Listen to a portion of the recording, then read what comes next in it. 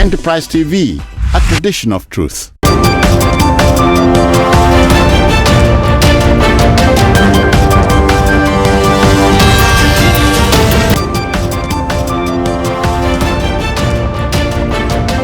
Welcome back. It's no longer news. Governor Caleb Mutfwang was on Sunday sacked by the Court of Appeal. Now that decision of the court differs from the ruling of the lower court, the tribunal, which indeed affirmed his victory.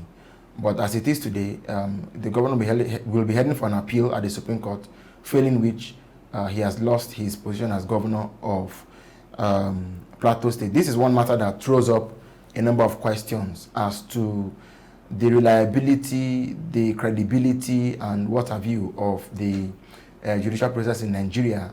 The same issues, the same, the same milieu, but you have higher courts, lower courts, or even in other jurisdictions, you have the same issues, but courts of coordinated jurisdiction giving divergent, differing positions on the same issues. I have with me in the studio this morning, to help me make sense of this matter, Barrister Jide Ologun. Barrister Jide Ologun is a barrister at law, and of course, he is also a well-known public affairs commentator who is never shy to let us into his mind and to help us make sense of what is going on in the country. Barrister, you're welcome to Enterprise Morning. Thank you. It's my pleasure to be with you. All right. Barrister, I believe of course, you are well aware what happened yesterday. What are your opening thoughts? My opening thought is that the law is about facts, the law is about issues, and litigation, it's about you pushing your case. Mm-hmm. And of course, at the tribunal level, issues were presented before the court, and the tribunal came to a decision. And in the case of governorship election, there are 3 stages to the final one: the tribunal level, the appellate level, Mm-hmm. then the Supreme Court. And I can make reference to the case of Adeleke and Oyetola in Osun State, where at the tribunal took a decision. Adeleke proceeded to the Court of Appeal, and a decision was taken there. The matter went to the Supreme Court, confirming the election of Adeleke that the tribunal Of Oyetola? upturned. No, Of Adeleke, Okay. present governor, Okay. Governor Adeleke of Osun State. So those are the 3. Sorry, sir. You mean that's the current, talking about current governor of Osun State. his current term, not the first time you contested? No. This Okay, current time, okay, yeah. okay. It ran through judicial intervention. Yes. At the tribunal level, his victory was upturned. Yeah. So he proceeded to the Court of Appeal, where it was reinstated. Mm-hmm. And finally, in the Supreme Court, And if I may just add here, I think the same drama played on the opposite side when Oyetola had his first term, when the tribunal upturned, was it tribunal or the appellate, the Court of Appeal, in a split judgment said that Adeleke, who ran as PDP candidate, was the winner. It was at the Supreme Court that the judgment was now. Exactly. Yes. See, the point we are making is that it's all about how you present your case in the court.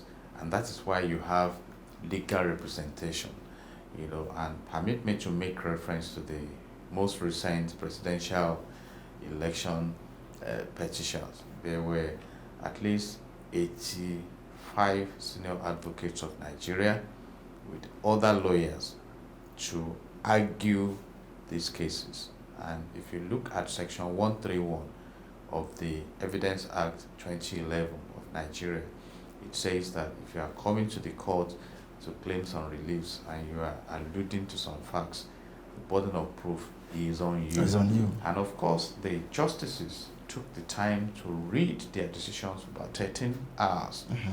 stating what was done well, what was not done well, and things like that, so that the sensationalism in the environment could be dealt with. So, and of course, it's an opportunity for those who come to defend their clients to ensure that they put all their irons in fire.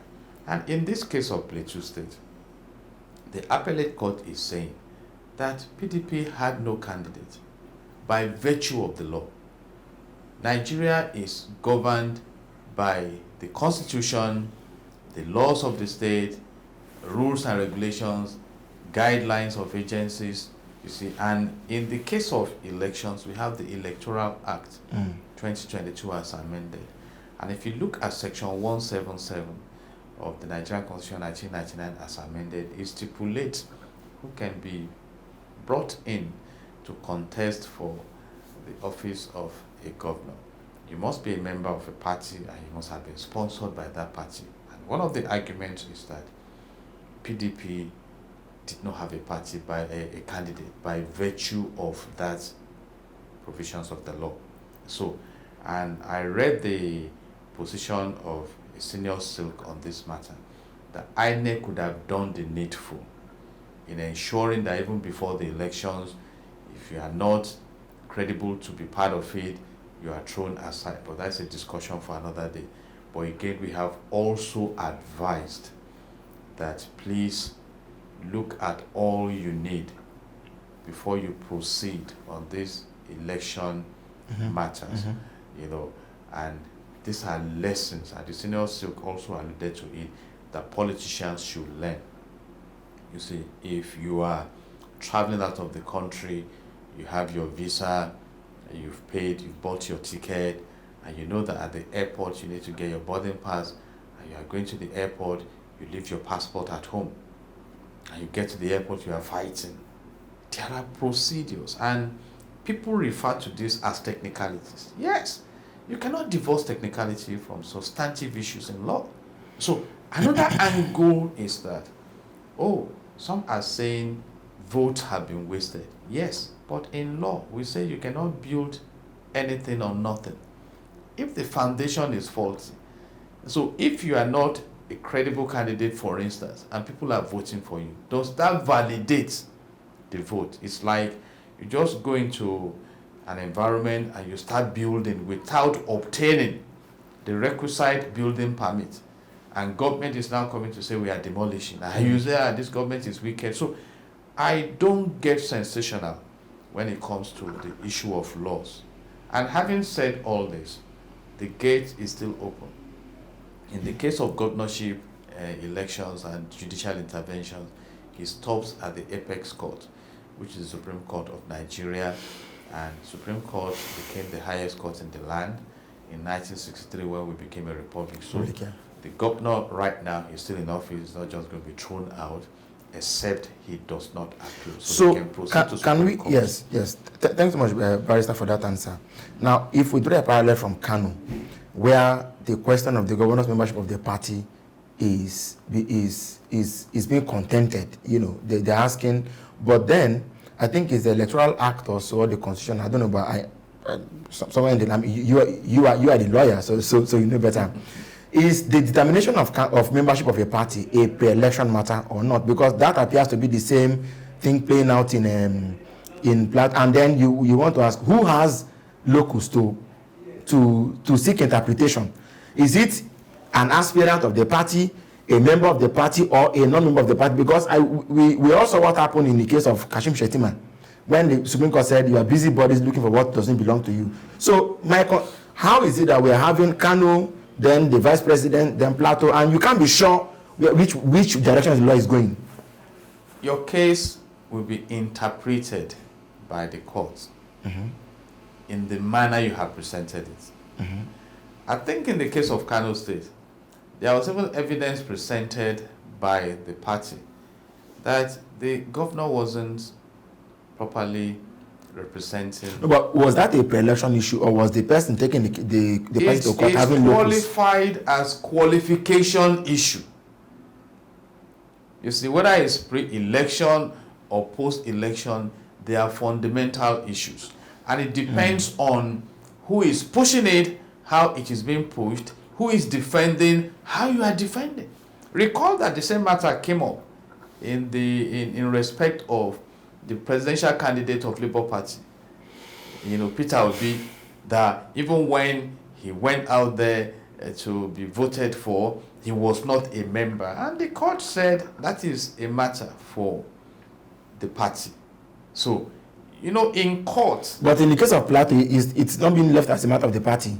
You know, it depends on the angle from which it is coming.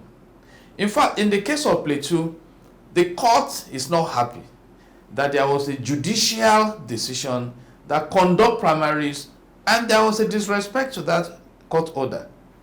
So several issues can come in, and that is why they say you keep your gunpowder dry all through the processes of litigation, because you don't know from which angle it can come. And all these issues are technicalities. But my advice is that the primary mandate is that you are conversant with the provisions of the law. I mean, you must, and I say this, you don't need to be a lawyer. If you want to know what is in section 65 of the Electoral Act 2022 as amended, that gives INEC the final authority to pronounce who the winner is, can be reviewed in 7 days. If you are not satisfied, you can go to court. You can Google on your phone and read it. You want to look at section 177, you can Google it and read it. You want to look at section 285, and they are relevant to what we are discussing. Or sections 82 and 85 of the Electoral Act 2022 as amended. So you know that this thing I'm embarking on, what are the things I need to do?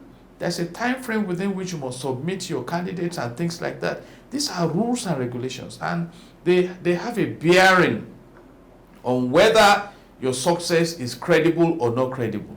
It's like, for instance, you go and write a common entrance exam, and the instruction is that write your name on the answer sheet, and you answered brilliantly, and you refuse to write your name on the answer sheet.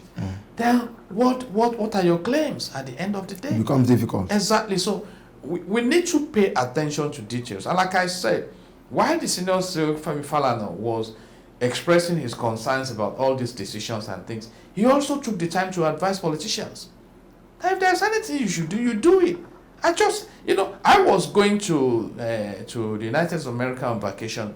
I got to Abu Dhabi airport, and I needed to give them the specific address of where I was going to the US.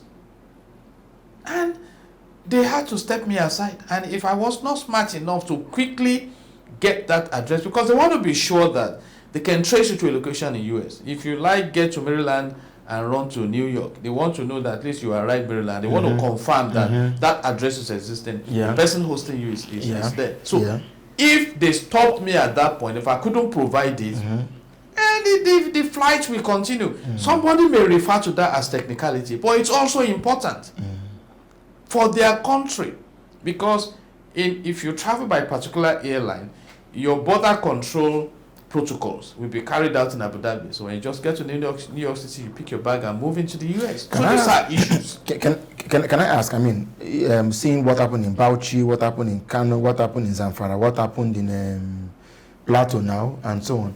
How do you generally rate the way the Govt has performed in addressing post-election issues, litigations, basically?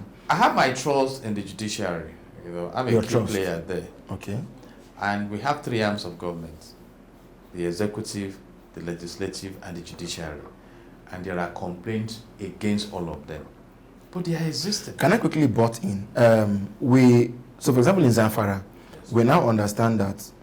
Okay, let me even go back to the presidential election. We were told, it's Abuja 25%.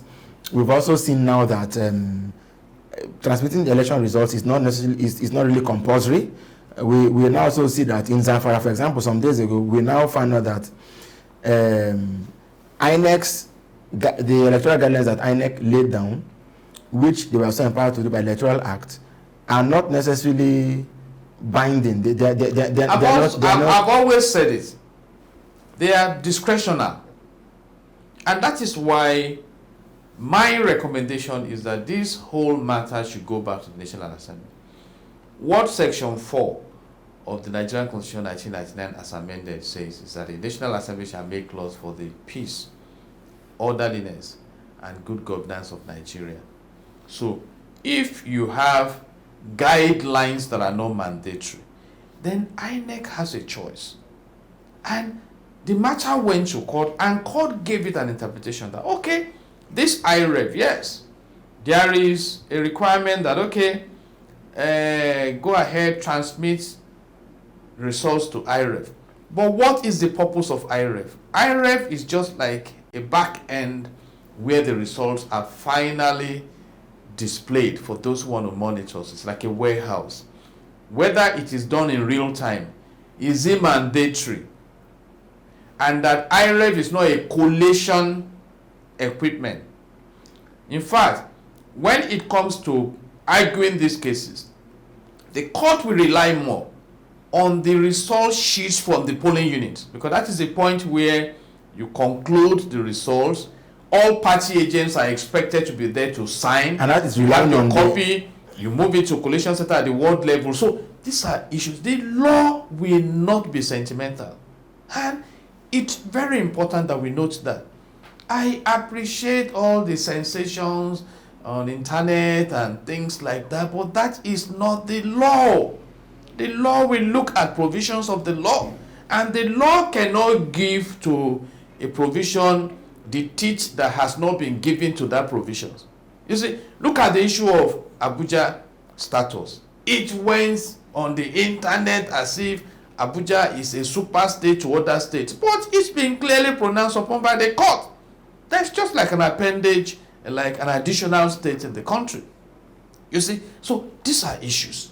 But I have this to say also, when it comes to litigations, you know, you may be taking on some trips that may eventually not win you victory in the court. So, and these things are being settled, because the argument for some is that, okay, if Abuja is the only determining state, then why do we spend the 533 billion naira or so on elections in other states? Why don't we just go to Abuja?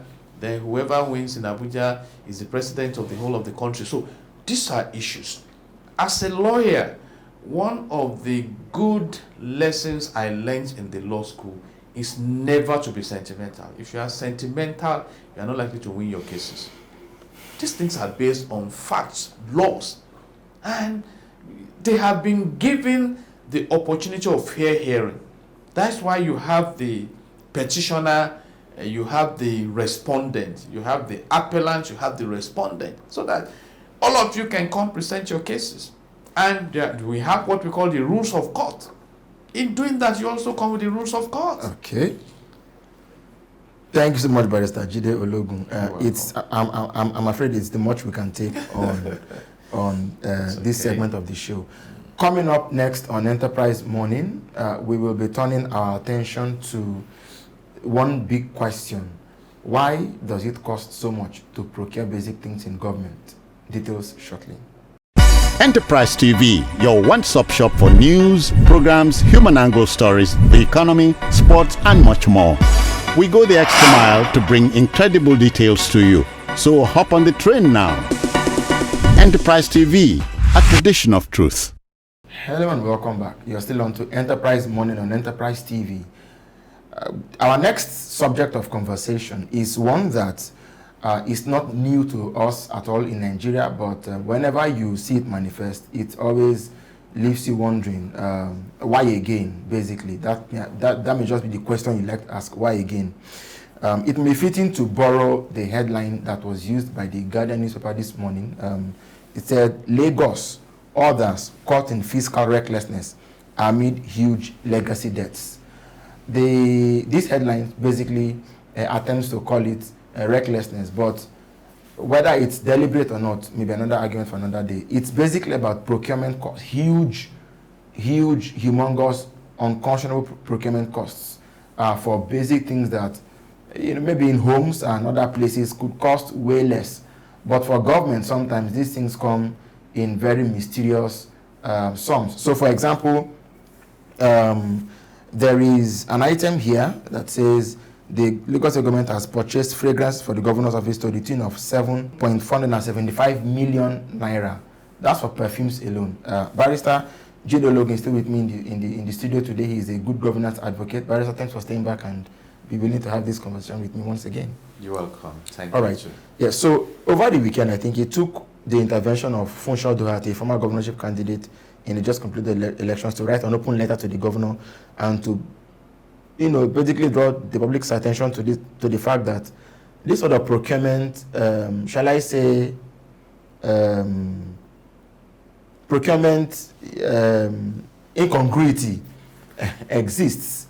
What do you have to say about this matter, in which you see humongous sums of money being used to purchase very basic things essential things that should not ideally cost that much? Is it because it's government, and when it goes into government offices, they become something else? Or when the supplier said that it's government that's coming to buy, they tend to inflate the cost? Or what's really at play here?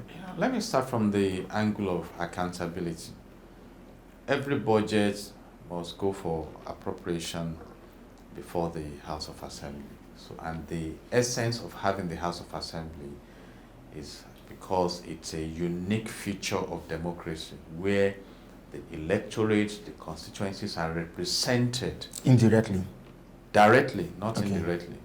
We have elected them to go there and represent our interests and to act as checks and balances and control system for how the resources of the state, for instance, are engaged. And the clear mandate for state resources is to create commonwealth for common good. And there's this concept in wealth management: you must be prudent. Even Warren Buffett, which is one of the richest, who is one of the richest men in the US, lives a frugal life, you see. But now, talking about how we have this in the public sector, I think it has become an economic, cultural thing in Nigeria, particularly when we lost control and started borrowing as against developing our potentials to generate revenue. Because I know that right now, as a nation, and quite a number of states are within that axis, over 80% of revenues cannot even effectively service our debts, talk less of paying the principal, and yet we are not looking inward to scale down the cost of governments. And then just keep wondering where this will lead us. But let me say, if you look at Section 15, subsection 5 of the Nigerian Constitution 1999 as amended, it says that the state shall abolish corrupt practices and abuse of office. You see, so when you have issues like this, so it's at the allegation stage, but when you look at the things we see around, then you must be amazed by the frivolities that sometimes are attached with public expenditures, you see. And sometimes you look around and you want to identify, capital projects that may even console you on the overbearing recurrent expenditure. You may not find them. So let's yes. I mean, this is a great way to intervene and to open to open the conversation. But the Guardian called it recklessness, fiscal recklessness. Fiscal meaning appropriation, appropriational recklessness. You've called it frivolity.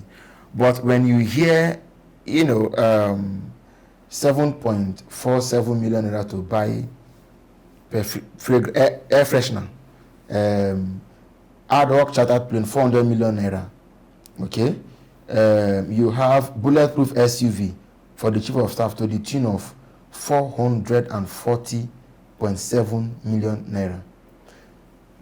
Let's even leave the law. Yeah, but let's even leave law. As a good governance advocate, good governance, I believe, on one flank is law, but on the other flank is morality. You tend to call for people's good judgment, good sense of doing things, and to be compassionate with the masses that they're leading.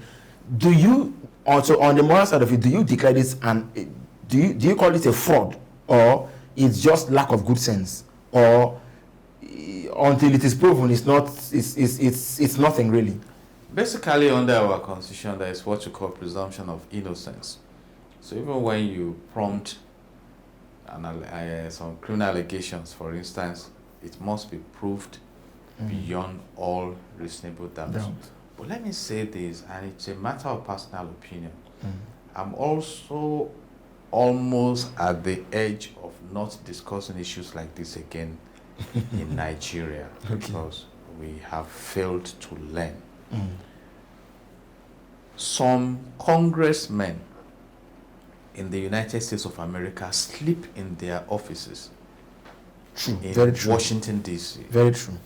because they cannot afford to hire apartments because those apartments are quite expensive. But they must serve the people, you see. And let me say this, I read something that the poor man buys luxury first. The rich man buys luxury last. And what does that mean? The rich man works himself into a very comfortable cash flow that can sustain the lifestyle of comfort. But the poor man just wants to compensate himself now. Immediately. Even if he digs himself into the hole. Yeah. So when you look at a country where about 150 million out of about a projected 220 million citizens are within the multifaceted poverty window, and we are reading about all these things, it's disturbing. But my question is that, are they hearing? Are they concerned? And if peradventure they are not concerned, may they not be confronted with the consequences of not being concerned proactively? Because if you look at the crime rate in the country now, you'll be amazed.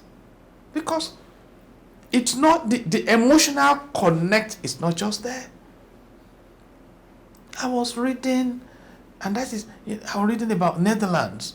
I think the Prime Minister rides to office on a bicycle. I'm not suggesting that our leaders ride to Now, if you suggested, I wonder if it would be out of place. What? If you suggested that for Nigeria, I'm not suggesting. I wonder if culturally speaking, Africa has gone beyond that. Okay. John Magufuli started a new culture in Tanzania, but he's no more. He's gone to be with his maker. He cut down on the expensive trips, first-class trips. In fact, they wanted to, when he won the election as president of Tanzania, they wanted to celebrate the independence of the nation, and they came up with a bogus budget. He scaled it down and said, put this money into the health facilities. In fact, he paid an unannounced courtesy visit to the hospital and threatened to sack all of them within weeks if the equipment did not start. The equipment started working. So the big question is that, do we have a governance system that is about governance, or just a pseudo-democratic system that is about just go and enjoy and be lifted above the society? Make the most of it. And that is why it's difficult to leave office. What happened in the United Kingdom? Boris Johnson, the parliamentarians rose up and said, no, this is not what we promised the people. You are not doing the right thing. And they started resigning. And when he saw that this was going to cause a huge embarrassment, he stepped aside. In fact, before him, David Cameron, his position on Brexit did not fly. He resigned. Why? Because there is little difference between being a parliamentarian and being a citizen in the UK, because the basic amenities are available. In the UK, you may be surprised to find the Prime Minister in a public bus, because these facilities are there and binds them together.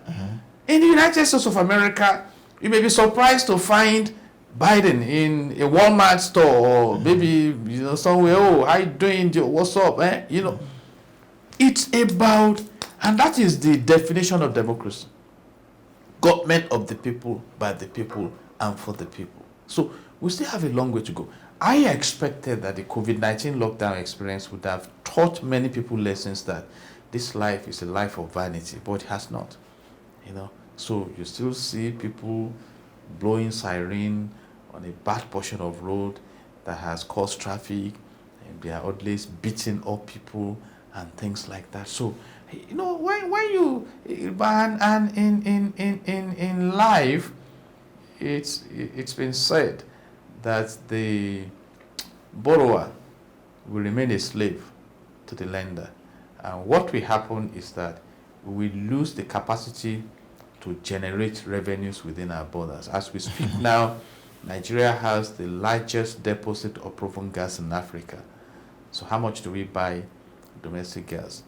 in Nigeria. We've just flared. And it's purely artificial because so the price what is is not for supposed to the go up like people? this. Yes. And I'm disturbed when we allow a situation where the governed begin to perceive the government as enemies.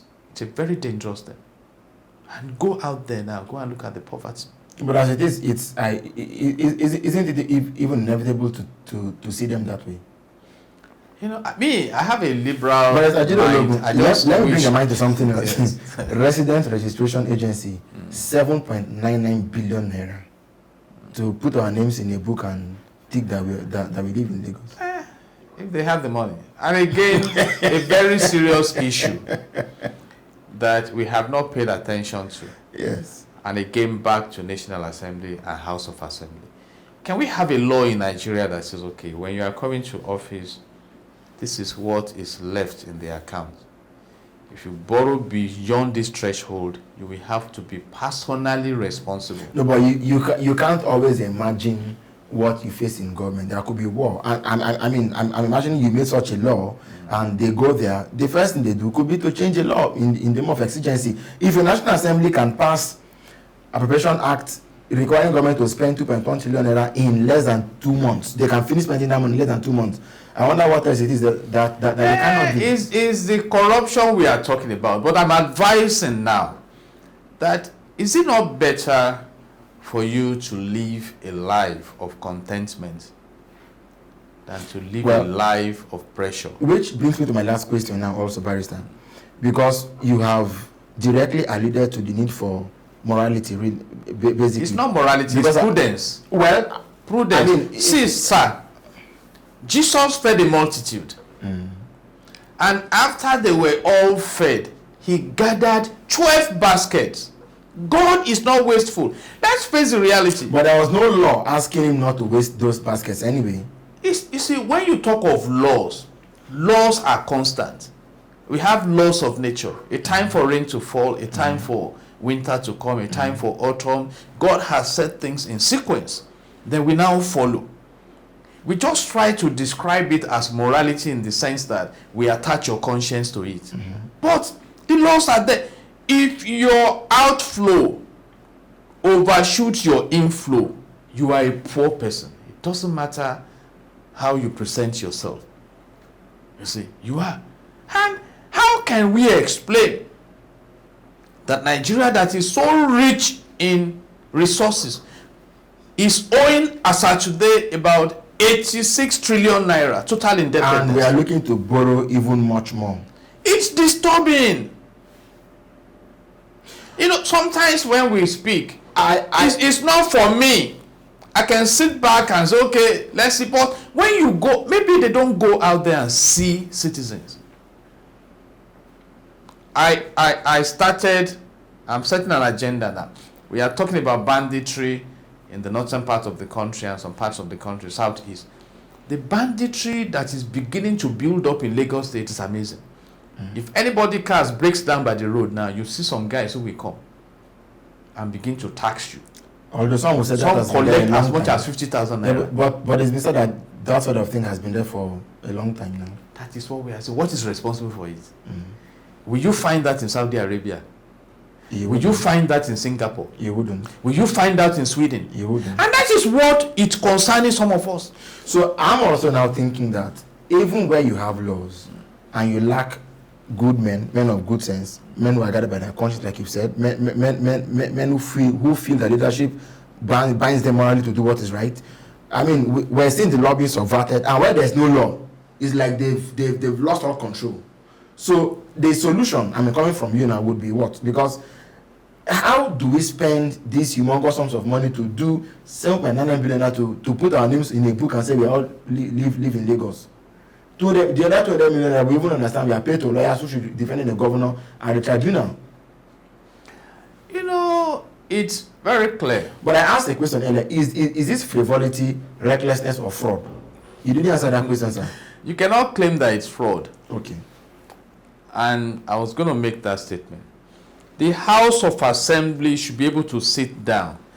That if you are claiming you want to buy this cup for 1 million naira, please, does it make sense? That is why they are there. some people should be asking questions. We saw that playing out recently in the case of buying a yacht for the president. No, the president wanted to buy a yacht. They wanted to buy a yacht for the president. They bought it already. You know when some of these news come, they bought it already. Because I haven't seen pictures of it anyway. Nigeria is somehow. No, but has the president bought or they are buying for the president? We don't. Let's say we don't know. Conflicting stories. But the National Assembly had to come out and know this should rather be put into this budgetary allocation should be put into education. But even that education, who benefits? So is it that some people bought the yacht with their money and hoping that when they... No, I think the Navy claims to have bought it because it has some special security So what was the money features. the lawmakers now wired into education? That is not our discussion today. But what we are saying is that please, the accountability should be channeled in the interest of the citizens.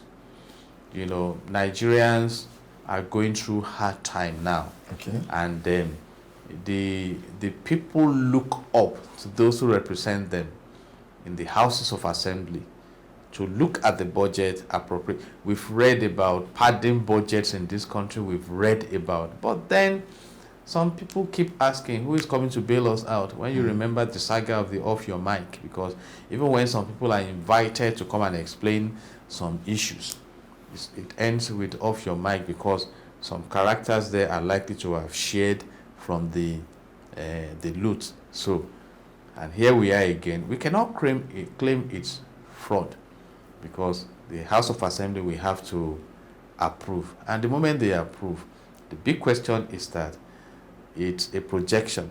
This is what we are spending. This is what we expect to come in. And if there are no consequences, if you don't bring in what you are expected to bring in, and you are adding debt upon the state, it will continue like that. And it has become like a culture. And that is why you may be shocked to find some past leaders who are richer than their states in their personal and business capacities. So if there are no consequences, it goes on and on. But some of us have read some causes of crime in the land, and I think this disparity is one of them. Some people just get out of their minds at a time and begin to cause unnecessary chaos in the land. So the best thing for Nigeria is to create commonwealth for common good and be prudent in how we manage our resources, whether they are generated or borrowed. All right. Thank you so much, Brother Jidon Logan, for sharing your time with us this morning. Too. God bless Nigeria. And that's about the size of our package this morning. You've been watching Enterprise Morning on Enterprise TV. Until we come your way again, same time tomorrow, stay blessed.